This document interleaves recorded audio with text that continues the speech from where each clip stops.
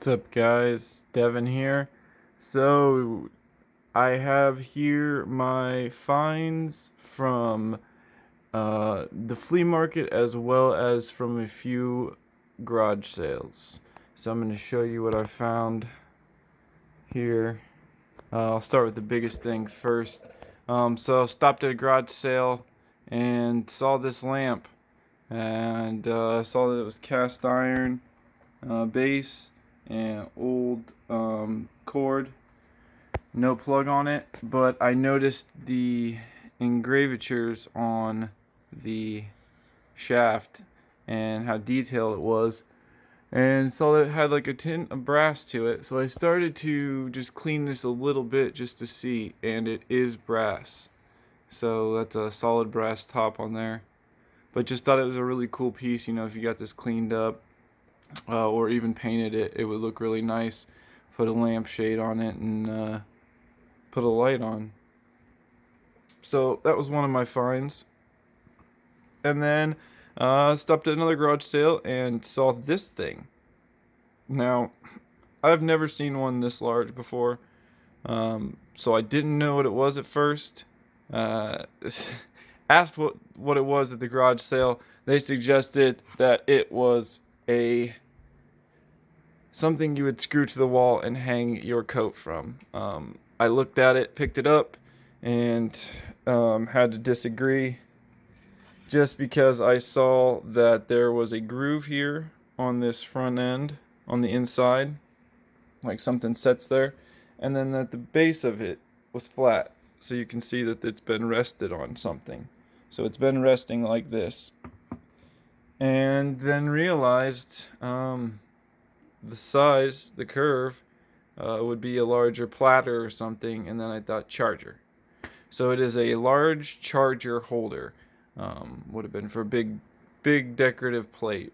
But I just thought it was really cool because it's rosewood, and you don't see rosewood anymore. They don't use it to make anything really anymore these days. And you really don't find any old stuff because it's all been thrown out because people don't understand that it is a different type of wood. But yes, it is a rosewood, and I love the color of it. The last rosewood piece I found was actually a wood marlin that had brass ends on it, and it was a weather vane topper. But that is one thing that I found, and then I found these trays here, which are old X-ray trays. They're the ceramic coated metal, which people use for a lot of different things, but they people always seem to be wanting them. So any of the ceramic coated stuff, people like to use for different plants or household uses, all sorts of different things. Anyways, so these little things that are on here are just a bunch of trinkets that I found at the flea market. You just kind of just pick through a bunch of stuff and see what you can find. Well, I found a couple Native American rings. This one looks like it has turquoise in it, and these would be sterling, and this one looks like that's a coral piece, and the turquoise must have fell out or been taken out. Looks like a piece of orange coral or red coral. Here we have a button, looks like a Boy Scout button, and Edwardian cut glass button. I like the coloration of it. It's like a gold on a black, but that might be a newer version of it, but nonetheless still a cool piece. And I found a domed steel cut button, and it has some sort of name on the back of it, but it's just too worn out to read. This is, I think it might be to a charm. The holes are really small though, or maybe it's just a miniature display piece. But found it interesting that on the bottom it says the Buffalo Calf Shoe. So maybe a advertising or display piece that they handed out or something. We've got a salesman's button. Honorary salesman of April. Back when I'm sure door-to-door sales were a big deal. And we've got, well, I don't believe this is sterling. They are a very interesting piece. A lot of people collect different thimbles just because they're so small. You know, you can have a lot of them and not take up a lot of space. So I picked up the thimble. Plus, if it looks really old, you know, it's probably really old. These concho buttons, I'm not sure if these are Native American or if they're just a Mexican version, but they are concho buttons. They look like silver, maybe with a brass clasp on the back. Is that brass? Copper. So those might just be plated. It's hard to say. This is a sterling and turquoise Mexican hair comb. And I only picked it up because it was fully intact.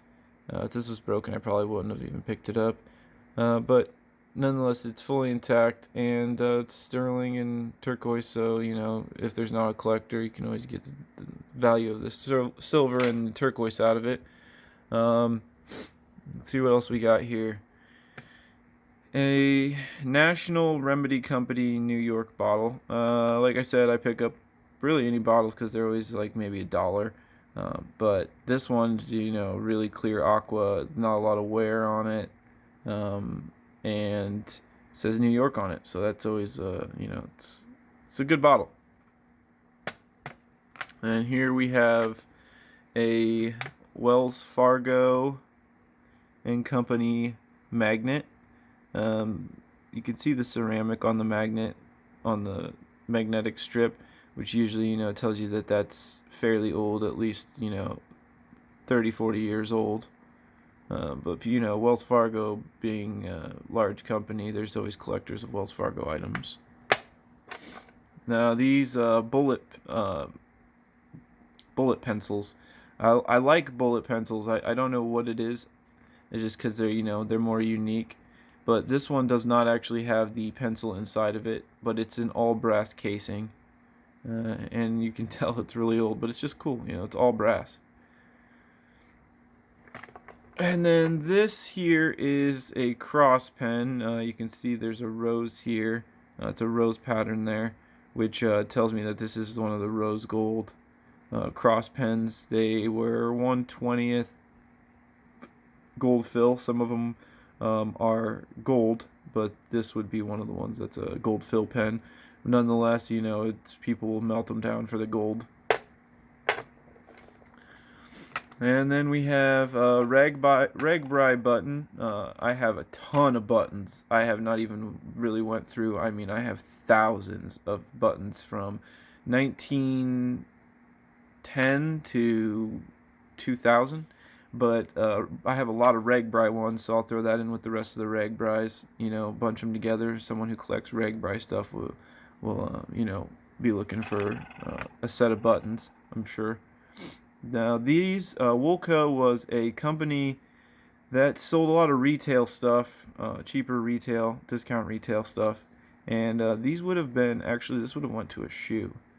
This would have been like the heel guard of a shoe, so your heels don't wear down as quickly. You know, back then people actually tried to make things last longer.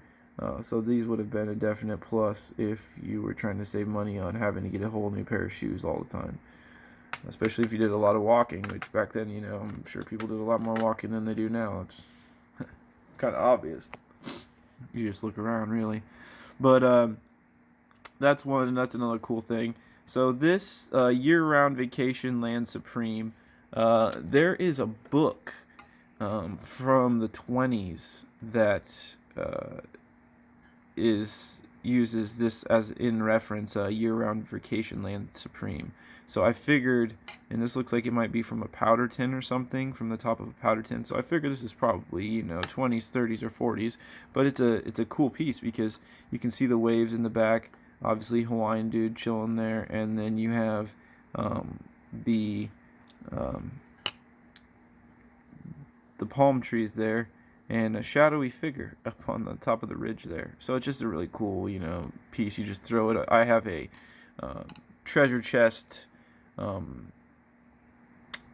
coffee table, and I usually put stuff underneath the glass so you can see it through the glass, like cards and whatnot, nautical related items, and this will probably end up underneath there. And then I wanted to get to this. This is a really cool. You don't find a lot of items like this anymore just because they get damaged or thrown out. Souvenir pieces from other states where they took a lot of time and effort to, create, to make them. All this stuff was made by hand, obviously. This is a souvenir piece from the Royal Gorge, well, from Colorado in general, but it's got a bunch of hand-painted pictures, and they pull out like a accordion,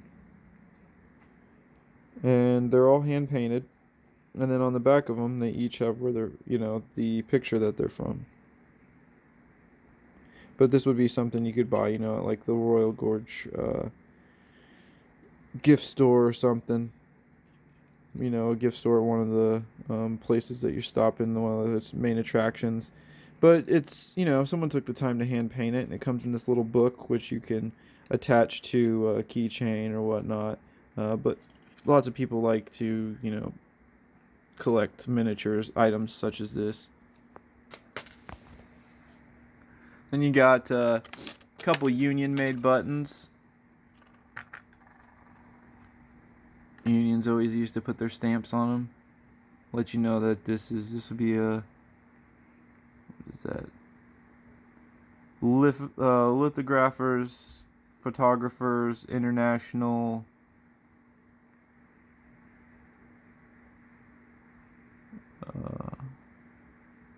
Lithographers, photographers, international something. But yeah, that would probably be 60s, 70s. So cool 60s, 70s piece. And I love all things Hawaiian, so I had to get this. O'oe ka haku. O'oe ka haku. You're the boss. Yeah, you're the boss. Or you're the boss. So that's a pretty cool piece. Anything Hawaiian, with a Hawaiian saying, I like to keep that stuff. Take me back to the Hawaiian roots. And then you've got these little miniatures. It's funny because I was selling a bunch of doll stuff and came across some miniatures and miniature stuff on there and did not realize how widely collectible these are and how people actually spend good money on them. So I got these collectible Coke bottles. And then this was a very cool piece. Bankers Trust Building, Des Moines, Iowa, Vogue Opticians, with a pair of glasses, gold-plated glasses in it.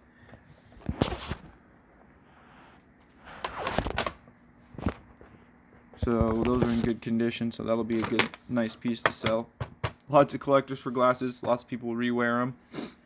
Tap Boy, excuse me, I got the hiccups. Tap Boy bottle opener, kind of vintage, retro. This would be a plastic reproduction. It's probably 60s piece of deer horn.